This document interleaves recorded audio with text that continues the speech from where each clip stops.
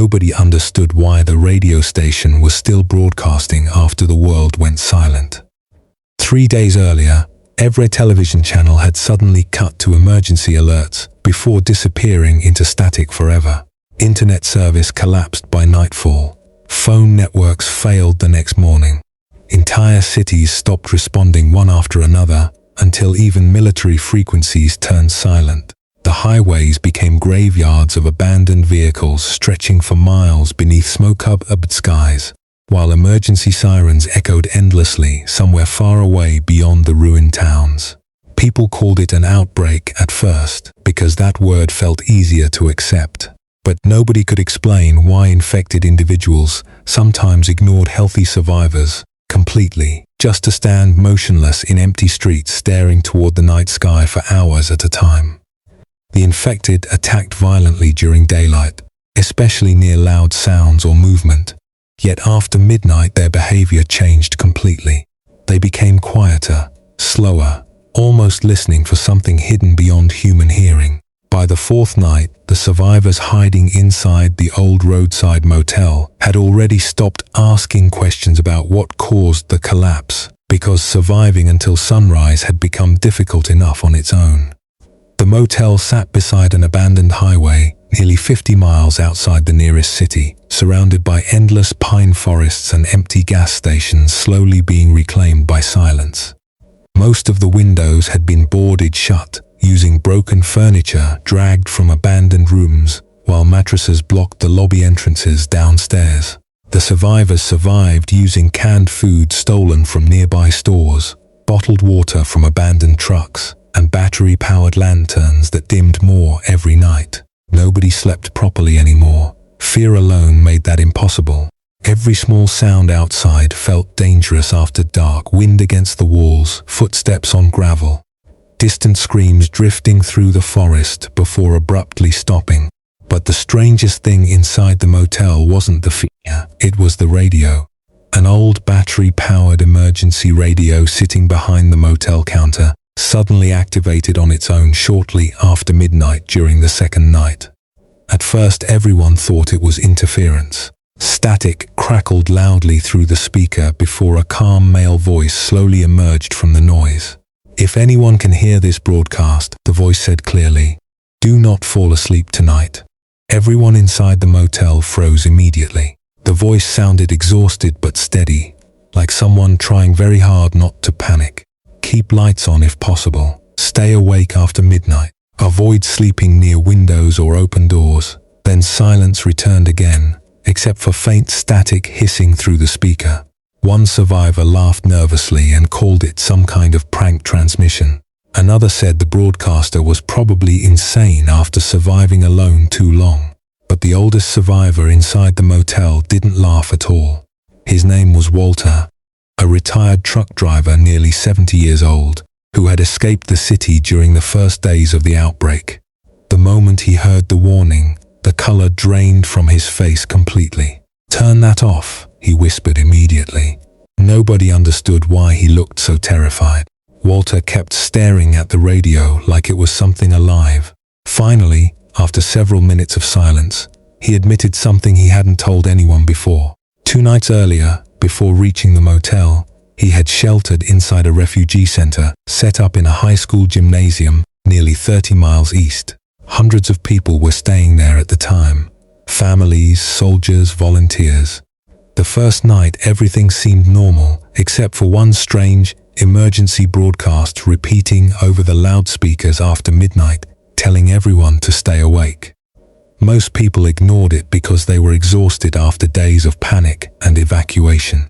According to Walter, nearly half the shelter eventually fell asleep anyway. The next morning those people were gone, not dead, gone. Their beds remained untouched except for muddy footprints leading toward unlocked exits standing open to the dark outside. Walter claimed the soldiers tried searching nearby streets afterward, but only found abandoned shoes and bloodstains disappearing into nearby forests. Nobody believed him completely, but after hearing the fear in his voice, nobody mocked the story either. That night, nobody inside the motel wanted to sleep anymore. The survivors gathered together in the lobby beneath weak lantern light, while the radio sat silently beside them on the counter. Outside, cold wind moved through the pine trees surrounding the abandoned highway, while distant growls occasionally echoed somewhere far off in the darkness. Every survivor tried staying awake using instant coffee packets, energy drinks scavenged from gas stations, and nervous conversation that slowly faded as exhaustion settled heavier over the room. Hours crawled by painfully. Midnight passed, then 1 a.m., then nearly 2 a.m. The radio suddenly crackled again without warning. Everyone jumped instantly at the sound. Static filled the room before the same calm voice returned, weaker than before. "If you hear whispering outside," the broadcaster said quietly, "do not answer it." The survivors stared at one another uneasily. "And whatever happens tonight," the voice continued after several seconds of silence, "do not let anyone sleep near open entrances." Then the transmission ended again. One younger survivor named Ethan finally lost patience around 3 a.m. He complained the broadcasts were nonsense, meant to scare already terrified people. "We're losing our minds sitting here listening to ghost stories," he muttered, while rubbing exhausted eyes. Walter immediately warned him not to fall asleep, but Ethan ignored him completely. He dragged a blanket toward one corner of the lobby, near the front entrance, and insisted he would only rest for an hour. Nobody physically stopped him, because everyone else was too tired to argue anymore. The lanterns continued flickering weakly, while survivors sat awake in miserable silence, listening to the wind outside. At some point near dawn, the narrator realized something strange. The motel lobby had become too quiet. Ethan was gone. His blanket still lay near the entrance, exactly where he left it, but the front door beside him now stood slightly open, allowing freezing morning air to drift slowly into the room. Panic spread instantly through the survivors. Walter grabbed a flashlight, while several others rushed outside, searching the empty parking lot surrounding the motel. The pale grey light of dawn barely illuminated the abandoned highway beyond the trees. At first, nothing moved anywhere. Then one survivor shouted toward the edge of the forest beside the road. Ethan stood there motionless between the pine trees, staring blankly toward the dark woods, deeper inside. His clothes were covered in dirt and wet mud up to his knees. "Ethan!" someone yelled desperately. He turned slowly toward them with a confused expression, like he had just woken from a dream. When they asked where he went during the night, he looked genuinely terrified because he couldn't answer. He remembered lying down beside the motel entrance, then nothing. No dreams, no sounds, no memory of leaving the building at all. Walter immediately demanded the doors be locked again before sunset returned. But the truly disturbing part came later that morning, after Ethan finally sat down inside the lobby beneath the weak lantern light. He kept staring silently toward the motel windows for hours without blinking much, and sometime near noon, while everyone else argued quietly about whether to leave the motel or stay hidden another night, Ethan softly whispered something under his breath while looking toward the forest outside. "They almost saw me." Nobody asked Ethan what he meant at first, because the fear inside the motel had already become unbearable enough without hearing more strange things. The survivors convinced themselves he was simply exhausted after wandering outside during the night. Lack of sleep was affecting everyone now. Eyes looked sunken, hands trembled constantly. Conversations drifted into silence for long periods, while people stared blankly at walls, trying not to think about what was happening beyond the boarded windows. But as the hours passed, Ethan's behavior became impossible to ignore. He barely spoke anymore unless someone directly asked him a question, and even then his answers came slowly, almost distracted, like part of his attention remained somewhere else entirely. He kept staring toward the forest outside the motel parking lot, with an expression that made the narrator deeply uncomfortable. Not fear, recognition. Around midday, while two survivors searched abandoned cars behind the motel for batteries and fuel, Ethan suddenly walked to one of the boarded windows and pressed his ear against the wood as though listening carefully. "Do you hear that?" he whispered softly. Nobody heard anything except distant wind moving through the trees. Ethan smiled faintly without looking away from the window. "They're getting closer." The room immediately fell silent. Walter stood up so quickly his chair nearly fell backward. "Stay away from the windows," he snapped harshly. Ethan slowly turned toward him, looking genuinely confused. "Why?" Walter didn't answer. His pale face looked even worse than before, while his eyes remained fixed on Ethan with growing dread. The narrator noticed something else strange too. Ethan wasn't blinking normally anymore. Sometimes nearly a full minute passed without his eyes closing once. That afternoon, the radio activated again by itself. Static crackled loudly through the motel lobby, causing everyone to jump before the familiar exhausted voice returned through the speaker. "If anyone is still receiving this signal," the broadcaster said weakly, "you need to understand something important." Papers rustled somewhere in the background of the transmission while faint electrical humming echoed behind his voice. "The infected are most active after midnight because that's when exposure increases." The survivors exchanged confused looks. Exposure to what? "Do not sleep near windows. Avoid dreams if possible. And if someone begins sleepwalking..." The broadcaster hesitated for several seconds before continuing in a quieter voice. "Do not follow them outside." The transmission abruptly dissolved into static again. Nobody spoke afterward. The motel suddenly felt smaller than before, the stale air heavier somehow. Ethan quietly laughed under his breath from the corner near the window. Not loud laughter, just a soft reaction like he found the warning amusing. Walter immediately grabbed the radio and switched it off entirely before turning toward everyone else. "Nobody sleeps tonight," he said firmly. One woman named Clara looked close to tears already. "We can't stay awake forever." Walter's expression hardened.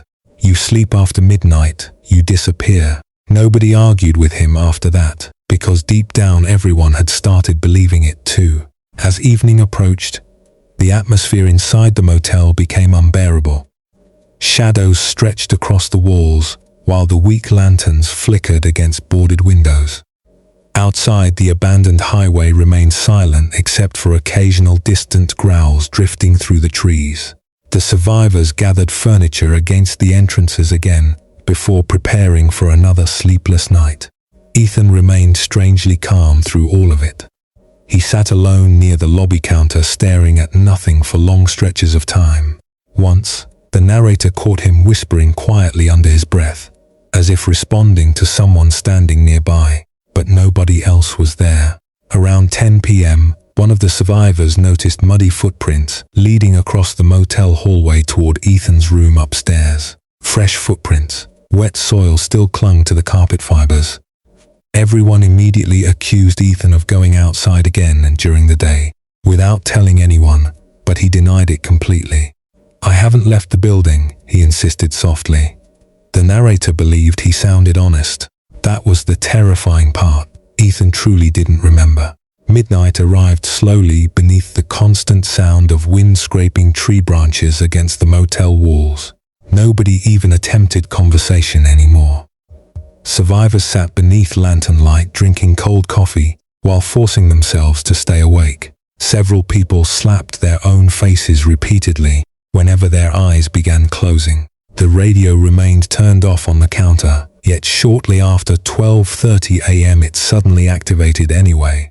Static screamed through the speaker loud enough to make everyone jump violently. Then the broadcaster's voice returned, sounding far more frightened this time. "Listen carefully," he said urgently. "If someone claims they hear voices outside your shelter..." A loud banging noise interrupted him somewhere in the background of the transmission. The broadcaster lowered his voice immediately afterward. "Do not let them open the doors." Another loud impact echoed through the radio before the signal briefly distorted. "The voices aren't real." Suddenly Ethan stood up from his chair. Everyone turned toward him instantly. He was staring directly at the motel entrance now, with an expression of complete focus. "Can't you hear them?" he whispered quietly. Nobody answered. Outside, faint sounds drifted through the darkness beyond the front doors. At first they sounded like distant wind. Then the narrator realized they were whispers. Human whispers, multiple voices speaking too softly to understand clearly. Clara immediately covered her ears while another survivor backed away from the entrance in panic. Ethan slowly walked toward the doors without blinking. "They know we're inside," he murmured. Walter grabbed him roughly before he could reach the entrance. "Stay away from that door." Ethan suddenly became aggressive for the first time since returning from the forest. "They're cold out there," he shouted while struggling violently against Walter's grip. "They just want inside." Panic spread instantly through the motel lobby. Outside, the whispering continued, moving around the building softly through the darkness. The narrator risked peeking through a narrow crack between the wooden boards covering one window. At first, nothing appeared beyond the parking lot except darkness and drifting fog. Then shapes slowly emerged near the tree line surrounding the motel. Dozens of infected stood silently among the pines, staring directly toward the building. None moved. None attacked. They simply watched the motel motionlessly beneath the moonlight. One stood unnaturally close to the road with its head tilted slightly upward, as though listening to sounds nobody else could hear. Another slowly raised one arm toward the motel entrance. Then Ethan stopped struggling entirely. His body relaxed suddenly in Walter's grip, while his eyes remained fixed on the infected outside. "They're waiting," he whispered softly, "for us to sleep." Nobody slept that night after hearing that. But around 4 a.m., while exhaustion crushed everyone inside the motel, Clara accidentally drifted asleep for only a few minutes while sitting against the lobby wall. The narrator noticed it immediately and rushed toward her to wake her up. But before touching her shoulder, something horrifying became visible. Clara was smiling in her sleep, and very quietly beneath her breath, she was whispering directions. "North Road," she murmured softly. "Follow the lights through the trees." Then her eyes suddenly opened, completely awake, completely emotionless. And the very first thing she asked was, "Why did you wake me before they finished speaking?" Nobody answered Clara after she spoke, because the terror inside the motel had become too heavy for words. The weak lantern light flickered across everyone's exhausted faces, while the whispering outside slowly faded back into the forest darkness beyond the parking lot. Clara remained sitting against the wall exactly where she had fallen asleep, staring blankly ahead with an expression that no longer looked fully awake. The narrator noticed her pupils seemed strangely dilated, almost black in the dim light.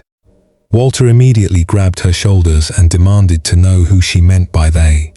But Clara only frowned in confusion. "The people outside," she whispered softly. "The ones trying to help us." Walter backed away from her instantly, like she had become dangerous. Nobody slept after that. Nobody even closed their eyes anymore. By sunrise, the survivors looked barely human themselves. Hands shook uncontrollably from exhaustion. Several people vomited from too much caffeine and stress. The motel air smelled stale and sour from fear, sweat, and sleeplessness.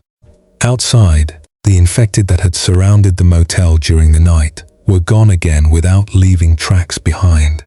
Only the empty highway remained beneath cold grey morning clouds stretching endlessly through silent forests. Clara claimed she remembered nothing unusual after waking up. She insisted she only closed her eyes for a moment. But throughout the day, she occasionally paused mid-conversation and tilted her head slightly, as if listening to distant sounds nobody else could hear. Once, while staring out toward the trees beyond the motel parking lot, she quietly muttered, "They said the station is still safe." Walter heard her immediately. "What station?" Clara blinked slowly before answering. "The radio station in the mountains." Silence filled the lobby. Until that moment, nobody knew where the broadcasts were coming from. The radio itself remained silent most of the day, sitting motionless on the counter like an object everyone feared touching now. Around noon, one survivor named Daniel spread old paper maps across the motel floor while trying to trace nearby transmission towers marked along the highways. According to the maps, only one major emergency radio station operated within a 100-mile radius, a transmission facility hidden deep in the mountains north of the forests surrounding them. If someone's still alive there, Daniel said quietly, maybe they know what this thing really is. Walter looked deeply uneasy at the idea, but the motel no longer felt survivable either.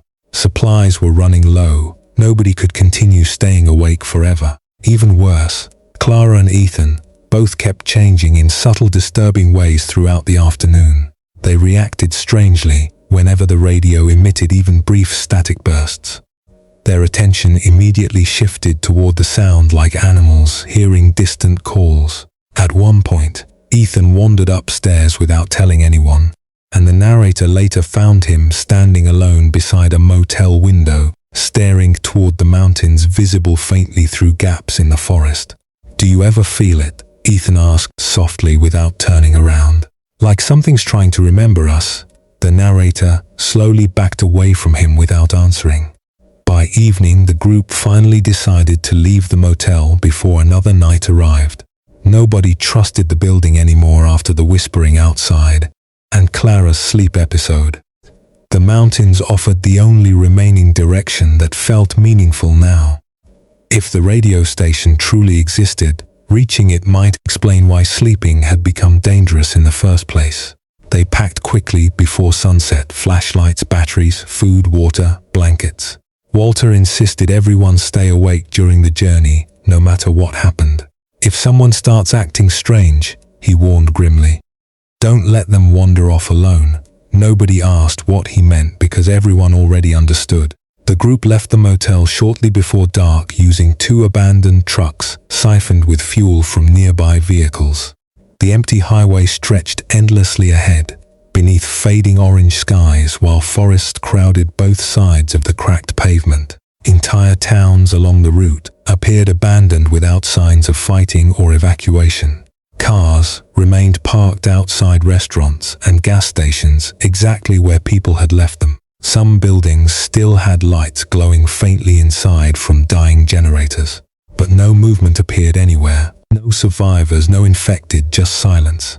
As darkness approached, the atmosphere outside changed again. The infected began appearing along roadsides and fields in growing numbers, but instead of charging the vehicles like before, they simply stood motionless and facing north toward the mountains. Hundreds of them, maybe thousands, scattered across empty farmland and forests beneath the darkening sky. Their pale figures stood completely still while headlights swept across them during the drive. Some had dried blood covering their clothes. Others looked almost normal from a distance except for their unnatural stillness. None reacted aggressively when the trucks passed. They merely watched silently, as though waiting for something beyond the horizon. Nobody inside the vehicles spoke much after witnessing that. Around midnight, they stopped beside an abandoned gas station to rest briefly and check fuel levels. The air outside felt freezing cold beneath the pine-covered mountains, now rising ahead in the distance. Walter refused to let anyone sleep, forcing the group to stay moving despite their exhaustion. But one survivor named Lucas quietly disappeared sometime during the stop. The narrator noticed first when one truck door remained open with nobody nearby. Panic spread immediately as flashlights swept across the dark gas station lot searching for him. Then Clara suddenly pointed toward the nearby forest tree line. "He went that way," she whispered calmly. Walter demanded how she knew. Clara looked confused again, because they asked him to come closer. The group found Lucas's flashlight lying near the trees several minutes later, still switched on beside muddy footprints disappearing deeper into the forest. But Lucas himself was gone. No screams, no signs of struggle, nothing. Just silence between the trees. Daniel wanted to search her farther into the woods, but Walter physically stopped him. "That's how more people disappear," he snapped harshly. Nobody argued after hearing movement somewhere deeper among the trees. Not infected growls this time, whispering. Soft human voices, moving invisibly through the darkness, repeating things too faint to understand clearly. The survivors immediately returned to the trucks and continued driving north through the mountains, while terror slowly replaced exhaustion entirely. Hours later, shortly before dawn, the road finally curved around a ridge overlooking the valley beyond. And there, standing isolated among endless pine forest beneath blinking red warning lights, the radio station finally appeared. A massive transmission tower rose above the mountainside beside a lonely concrete building surrounded by fencing and satellite dishes. Weak floodlights still illuminated parts of the structure, despite the collapse happening everywhere else.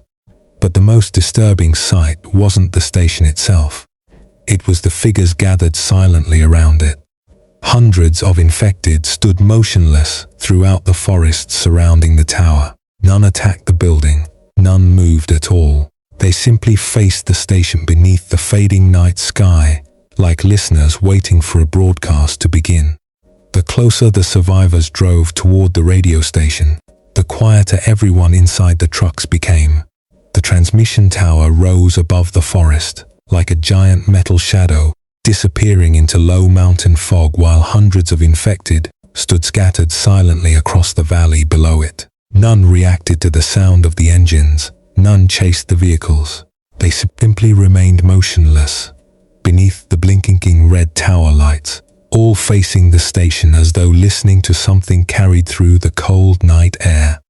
The sight alone felt deeply wrong. The infected near cities usually attacked anything that moved. These didn't even turn their heads. By the time the trucks reached the outer security fence surrounding the station, dawn had started creeping weakly across the mountains. Thick fog drifted through the pine trees while frost covered abandoned equipment near the entrance gate. The station itself looked worn, but still operational.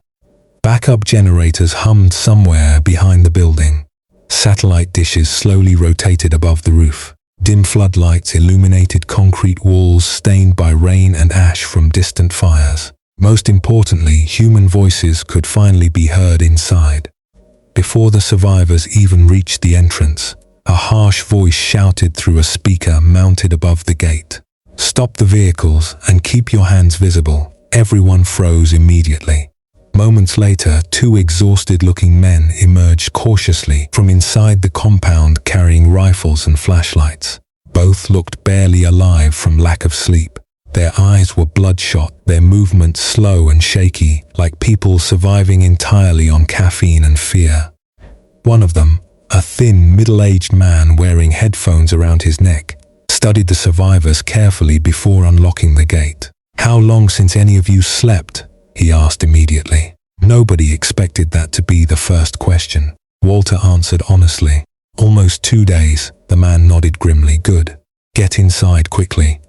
The gates closed behind the vehicles with a loud metallic clang, while the infected beyond the fences remained silent in the fog-covered forest surrounding the station. Up close, the broadcasters looked worse than anyone expected. The thin man introduced himself as Harris, one of the station engineers, while the other, older broadcaster, named Levin, immediately checked everyone's eyes using a flashlight before allowing them deeper inside. The station interior looked like a bunker built for people slowly losing their minds. Empty coffee cans covered nearly every table. Maps filled with handwritten notes were pinned across walls beside radio frequency charts and emergency schedules. Bright industrial lights remained switched on in every room despite the fuel shortage. None of the windows lacked heavy metal shutters. And scattered throughout the station were dozens of clocks showing different time zones, all marked with handwritten warnings beside them. "Do not sleep after midnight. Stay awake during static events. Never dream near open signals." Clara quietly read one of the warnings under her breath, while Harris noticed immediately. "She's been hearing them, hasn't she?" he asked coldly. The room fell silent. Walter slowly nodded. Harris exchanged an uneasy look with Levin before leading everyone toward the main broadcasting room deep inside the station. Radio equipment filled the room wall to wall, while emergency frequencies crackled softly through speakers. One large monitor displayed surveillance cameras showing the forest surrounding the tower. The infected still stood motionless outside among the trees exactly where the survivors first saw them, watching, listening. "You need to understand something," Levin said quietly, while locking the studio door behind them. "The outbreak didn't begin as an infection." Nobody spoke. Levin rubbed exhausted hands across his face before continuing. At first, people only reported nightmares, shared dreams, strange whispers during sleep. Harris turned up the volume on one nearby radio channel, filled with low static humming. Beneath the noise, faint sounds almost resembled distant voices, speaking too softly to understand. Then the sleepwalking started, Harris said grimly. People were waking up miles from home with no memory of leaving. The narrator immediately thought of Ethan standing outside the motel near the forest. Levin noticed the reaction instantly. "You've seen it already." Walter asked the question nobody wanted answered. "What happens to the people who keep hearing the voices?" Harris looked toward the surveillance monitors outside before answering. Eventually, they stopped wanting to stay awake. Silence filled the room, except for static crackling softly through the equipment. Levin finally explained everything they had discovered during the last week. According to the broadcasters, the infected weren't simply violent humans anymore. Something about sleep itself had changed after the outbreak began. People exposed to infected areas for too long eventually started hearing whispers during dreams. At first, the dreams seemed harmless. Familiar voices, comforting conversations, lost family members calling softly from far away. But over time, those affected became withdrawn, distracted, emotionally numb. Eventually, many began sleepwalking toward infected zones during the night. And when they returned, they were different afterward, slower, colder, almost connected somehow. "The infected aren't hunting randomly," Levin whispered. "They're gathering." Harris pointed toward the tower cameras showing the silent figures outside in the forest. "Every night they come closer to the signal." Daniel frowned in confusion. "What signal?" Neither broadcaster answered immediately. Instead, Harris switched frequencies on the radio console until a strange, pulsing sound emerged beneath the static. Low, rhythmic, almost like distant breathing hidden inside radio interference. The sound immediately made Ethan lift his head slowly from across the room. Everyone noticed at once. His expression became distant again, while Clara quietly closed her eyes listening. Harris instantly shut the frequency off. "That's what we've been broadcasting warnings against," he said sharply. "The signal spreads strongest during sleep."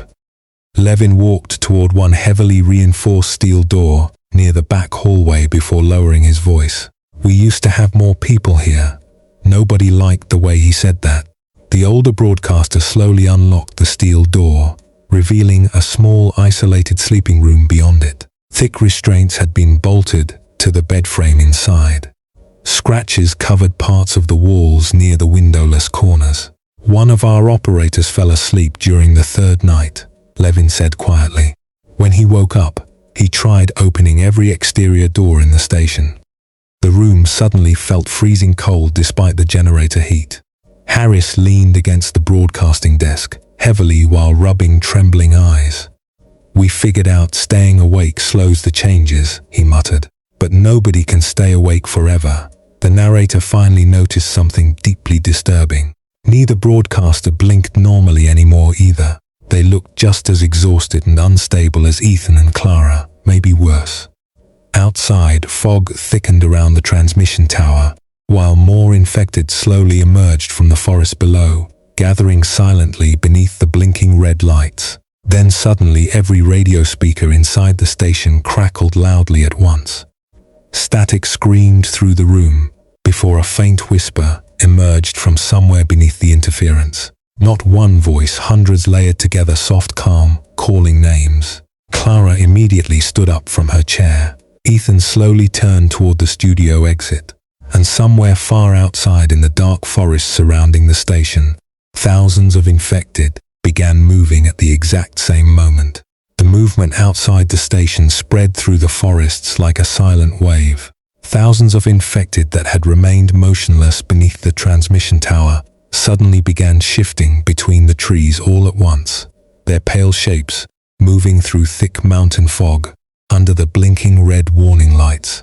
None of them screamed, none charged the fences. They simply started gathering closer to the station itself with slow, coordinated movement that felt far more terrifying than mindless violence. Inside the broadcasting room, every radio speaker continued crackling, with layered whispers beneath the static. The voices sounded distorted and distant, yet strangely familiar at the same time, almost like hearing conversations remembered from dreams. Clara stood near the studio door, completely frozen, while Ethan slowly walked toward one of the radio consoles without blinking. "Turn it off," Walter shouted immediately. Harris lunged toward the equipment and disconnected several cables from the broadcasting board, causing most of the speakers to die instantly. The whispers faded back into low static, but the damage had already been done. Ethan kept staring at the darkened console, like someone listening to sounds nobody else could hear anymore. "They know we're here now," he whispered softly. Levin immediately locked the studio doors, while Harris checked the surveillance cameras covering the outer fences. More infected continued emerging from the forest every minute, forming silent crowds around the station perimeter. Some stood directly beneath the tower, staring upward toward the blinking lights overhead. Others pressed against the chain-link fencing, without attempting to climb it. The infected no longer behaved like animals. They looked like listeners waiting for instructions. "This is happening earlier every night," Harris muttered, while studying the monitors with exhausted eyes. "The signal's getting stronger." Daniel finally lost patience. "What signal?" Harris hesitated before answering. "We don't fully know." Nobody liked that response. Levin walked toward a map-covered wall near the back of the studio and pointed toward several red circles marked across nearby mountain regions. 3 military listening stations stopped responding around the same time the outbreak began, he explained quietly. Before communications collapsed completely, they all reported interference coming through long-range frequencies. Walter frowned. "Radio interference caused this." Levin slowly shook his head. "Not exactly. Whatever the signal is, it affects people psychologically first." Harris continued explaining while adjusting equipment beside the main broadcast desk. According to the station records, strange transmissions began appearing weeks before society collapsed. At first they sounded like meaningless static buried inside ordinary emergency frequencies. Then operators exposed to the signal for too long began suffering insomnia, vivid nightmares, and auditory hallucinations. Soon afterward came the sleepwalking. Entire neighborhoods reported people wandering into forests or infected zones during the middle of the night, without remembering why. By the time authorities realized the phenomenon was spreading, panic had already destroyed most major cities. "The infected aren't spreading this alone," Harris whispered grimly. "People carry it in their heads before they ever turn violent." Outside the station, darkness fully consumed the mountains, while fog thickened around the transmission tower.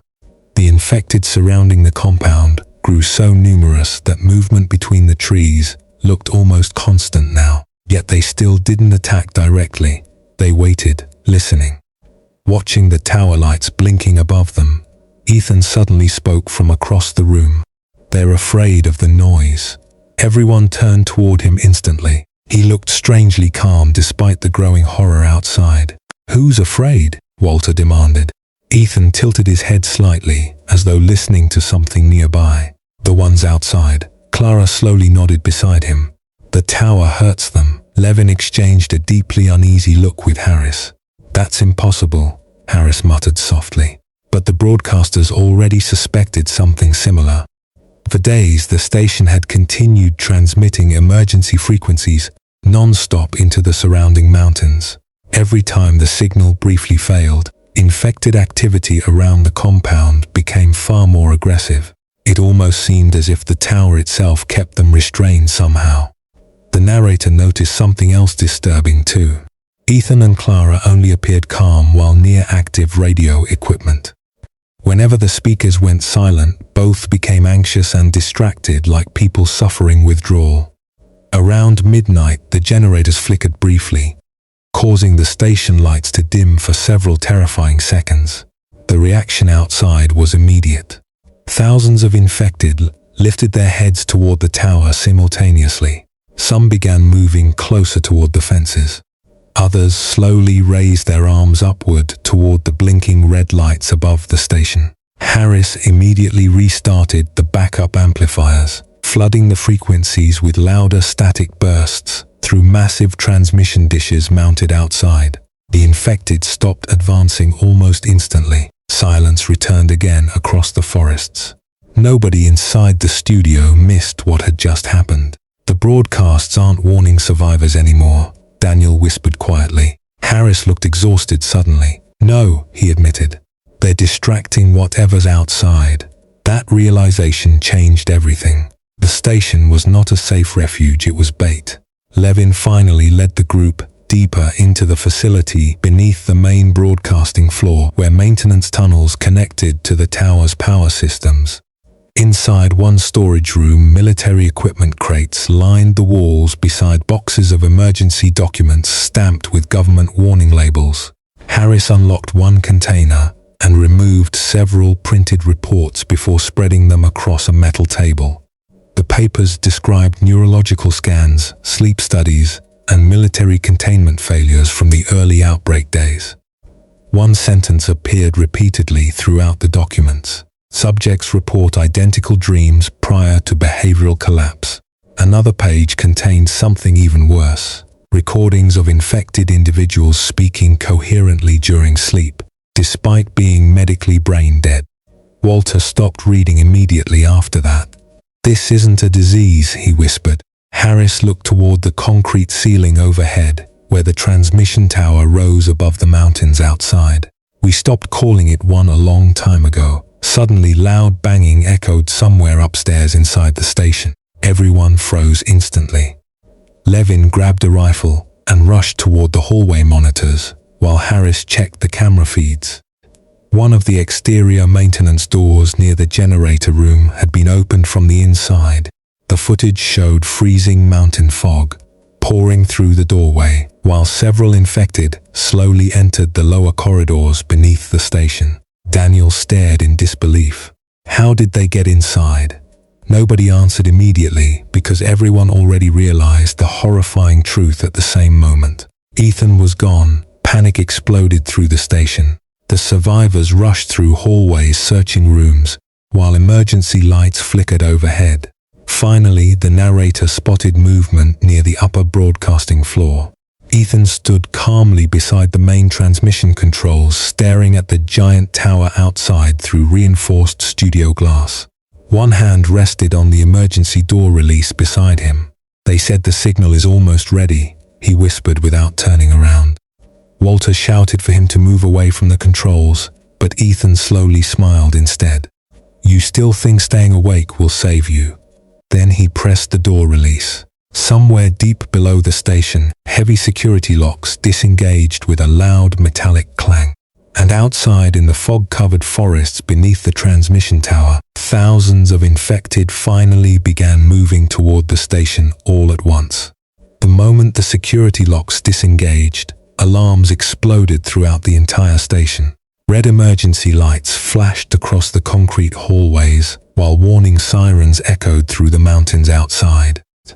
On the surveillance monitors, the infected surrounding the compound finally surged forward together through the fog-covered forests, like a living wave swallowing the outer fences. Metal barriers collapsed beneath thousands of bodies, pressing inward at once. Yet the worst part was the silence.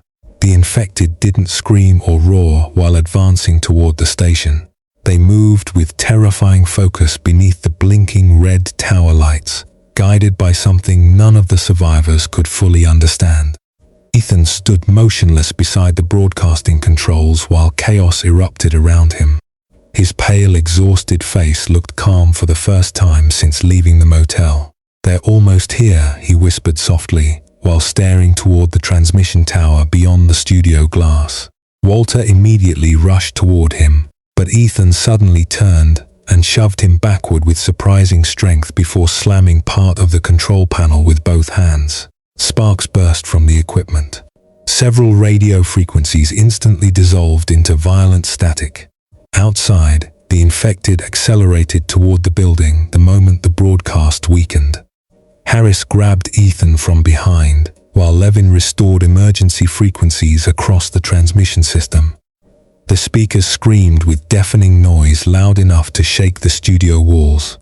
Outside, hundreds of infected near the entrance froze momentarily beneath the tower, as though the sound physically hurt them.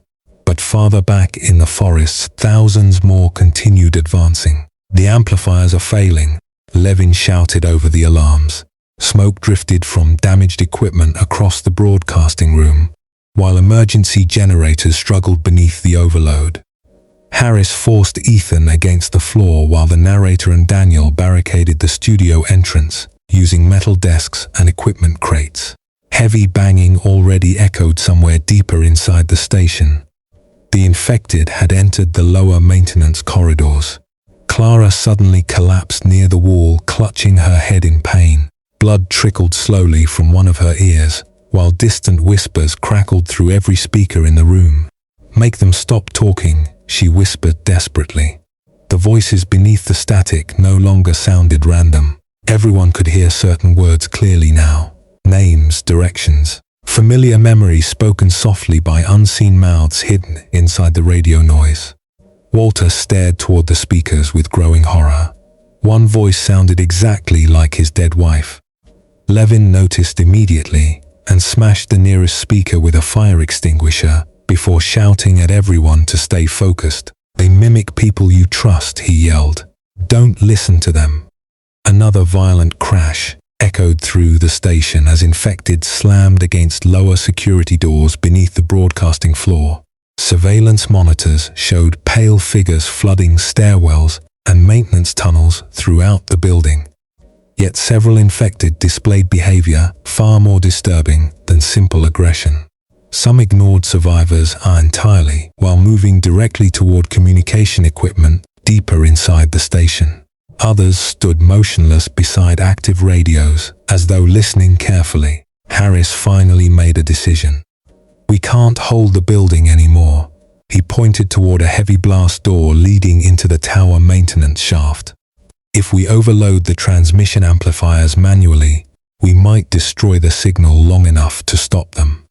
Daniel grabbed several explosive charges from emergency storage crates, while Levin prepared backup batteries to keep the tower active long enough for detonation. But before anyone could move, Clara suddenly stood up again. Her expression looked completely empty now. "You shouldn't do that," she whispered softly. Everyone froze. Clara slowly turned toward the tower windows overlooking the mountains. "They came very far to reach us." Walter backed away from her in horror. "Clara," she smiled faintly without looking at him. "They said sleeping won't matter soon anyway." Then the station lights failed completely. Darkness swallowed the broadcasting room instantly, except for flashing red emergency lamps near the exits. Outside, the tower warning lights continued blinking through thick fog, while thousands of infected surrounded the compound below. The whispers vanished from the speakers. For several seconds, absolute silence filled the station. Then came the footsteps. Slow movement echoed through the hallways outside the studio doors. Not frantic infected pounding, calm walking.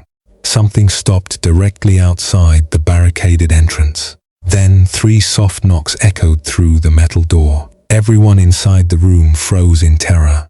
3 more knocks followed several seconds later. Then a voice spoke softly from the hallway. "You're making this harder than necessary."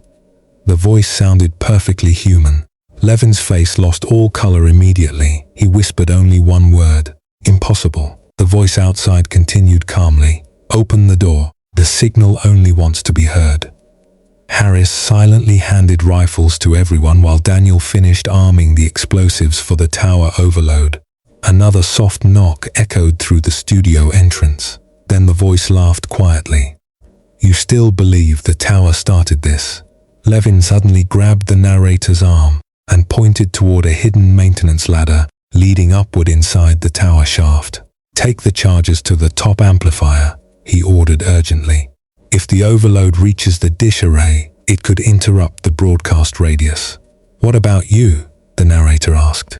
Levin forced a weak smile despite the terror in his eyes. "Someone has to keep the doors closed." Before anyone could argue, The barricaded entrance exploded inward beneath enormous force. Infected flooded into the lower studio corridors while emergency lights flashed violently through smoke and flying debris. Levin immediately opened fire down the hallway, while Harris dragged Clara away from the broken doorway, screaming her name desperately. The narrator and Daniel sprinted toward the tower shaft carrying explosives while infected poured through the station behind them. The climb inside the transmission tower felt endless. Metal ladders rattled violently beneath distant impacts, while freezing mountain winds screamed through the upper structure. Far below, the forests surrounding the station looked completely covered by motionless infected staring upward toward the tower lights. Some had stopped advancing entirely. They were listening again. Halfway up the tower, Daniel suddenly froze on the ladder. "Do you hear that?" he whispered. The narrator listened carefully. Faint voices drifted through the metal structure itself. Not from radios, from above them. Daniel's expression slowly changed into calm recognition. "My brother's up there," he whispered softly. "He's calling me." The narrator realized too late what was happening. Daniel released one hand from the ladder and started climbing upward faster toward the darkness above, despite terrified shouting below. Then he disappeared into the fog near the upper amplifiers without another word. Moments later came silence. The narrator continued climbing alone until finally reaching the top maintenance platform beneath the giant transmission dishes rotating slowly against the storm-covered sky. The wind up there felt freezing enough to numb breathing itself. Emergency lights blinked weakly across the metal structure, while the infected below remained gathered around the station like worshippers beneath a monument. The explosives were armed quickly beside the amplifier core, but before the narrator could trigger them, something became visible beyond the distant mountains. Lights, not city lights. Something far higher in the clouds above the horizon, pulsing faintly through the storm. And suddenly every radio attached to the tower activated simultaneously through pure static. Then came a final transmission, not from the station, not human. A calm, unfamiliar voice echoed through the speakers surrounding the tower. "Signal received," it whispered softly. "Beginning synchronization." Terror flooded through the narrator instantly. The explosives detonated seconds later. A blinding explosion tore through the transmission tower, lighting the mountainside like sunrise, while metal and fire erupted across the night sky. The shock wave rolled through the forests below, knocking infected motionless across the valley. For several long seconds, absolute silence covered the mountains. The whispers vanished. The infected stopped moving completely. Even the wind seemed gone. Then, somewhere beneath the burning wreckage of the collapsing tower, one surviving radio crackled weakly back to life through static, and a final unfamiliar whisper emerged softly from the darkness, searching for new listeners. The transmission tower burned across the mountainside like a collapsing lighthouse, while twisted metal rained through the forests below. Fire spread down the shattered structure in glowing waves, illuminating thousands of motionless infected frozen across the valley, beneath drifting smoke and falling ash. For the first time since the outbreak began, complete silence covered the mountains. No whispers echoed through the radios, no footsteps moved through the trees. Even the emergency sirens from the ruined station below had gone dead after the explosion. The narrator lay half-conscious against broken steel near the upper maintenance platform, while pieces of the destroyed tower groaned around him in the darkness. Every part of his body hurt. Blood ran down one side of his face. The freezing wind carried smoke through the shattered remains of the transmission dishes overhead, while burning debris continued falling into the forest below. Slowly, painfully, he forced himself upright and looked down toward the station. Most of the building had collapsed after the explosion. Fires spread through the lower levels while sections of the outer walls had completely caved inward. Yet somehow the infected still remained frozen across the valley exactly where the shockwave stopped them. Hundreds stood motionless beneath burning trees. Others remained trapped against collapsed fencing near the compound, None moved at all. It felt as though time itself had paused across the mountains. The narrator climbed carefully down the damaged tower, supports toward the station ruins, calling for survivors between coughing breaths, but no voices answered. The broadcasting room was destroyed. Burned equipment and shattered radios covered the floor beneath collapsed ceiling beams, while emergency lights flickered weakly from dying backup batteries. Harris lay near the main console, buried beneath debris, unmoving. Levin's rifle remained abandoned beside the broken studio entrance, where infected bodies littered the hallways beyond. Clara and Ethan were nowhere to be found. Neither were the others who entered the station days earlier. Only silence remained inside the ruins. The narrator eventually found one surviving emergency radio, partially intact beneath fallen equipment near the broadcasting desk. Static hissed softly through the speaker, while weak battery lights blinked across the damaged controls. At first only interference came through. Then suddenly the radio activated by itself. A familiar, exhausted voice emerged through the noise. Levin. The recording sounded damaged and incomplete, interrupted by bursts of static every few seconds. If anyone hears this, the voice coughed painfully. The tower wasn't the source. The narrator froze completely. Levin continued weakly through the transmission. We were wrong from the beginning. The signal didn't originate here. The station only amplified it. Papers shuffled somewhere in the background of the recording, followed by distant alarms. Military observatories detected transmissions weeks before the outbreak, deep space frequencies, repeating patterns hidden inside cosmic noise. The narrator stared toward the dark mountains beyond the ruined station, while Levin's voice continued breaking apart through static. The infected aren't being controlled. They're responding. A loud crash interrupted the recording, followed by muffled shouting somewhere far away. Then Levin returned one final time. Sleep allows synchronization. Dreams make people receptive. Static consumed most of the next sentence, but several words still came through clearly enough to freeze the narrator's blood completely. Not invasion, communication, preparing listeners. The transmission abruptly ended afterward. Silence returned to the ruined station, except for distant fire crackling through collapsed hallways. The narrator slowly looked back toward the valley outside, expecting the infected to remain frozen like statues beneath the smoke-covered sky. But something had changed. One of them moved. Slowly, a pale figure near the outer fence turned its head upward toward the destroyed tower. Then another moved nearby, then dozens more. Across the valley, the infected began waking from their frozen state one by one beneath the drifting ash. Some staggered aimlessly at first, while others stood completely still, staring toward the mountains beyond the station. But unlike before, they no longer seemed connected together. The perfect silence controlling them had fractured after the explosion. Some wandered into the forests. Others attacked nearby movement blindly, like ordinary infected again. Yet several still looked upward toward the night sky with unnatural focus. The signal had weakened, not disappeared. Panic flooded through the narrator instantly. The tower only interrupted the transmission temporarily. Somewhere beyond Earth, whatever started this was still searching. The emergency radio suddenly crackled again beside him. Static hissed loudly through the speaker before another voice emerged unexpectedly. Not Levin, not Harris, Ethan. His breathing sounded uneven and distant through heavy interference.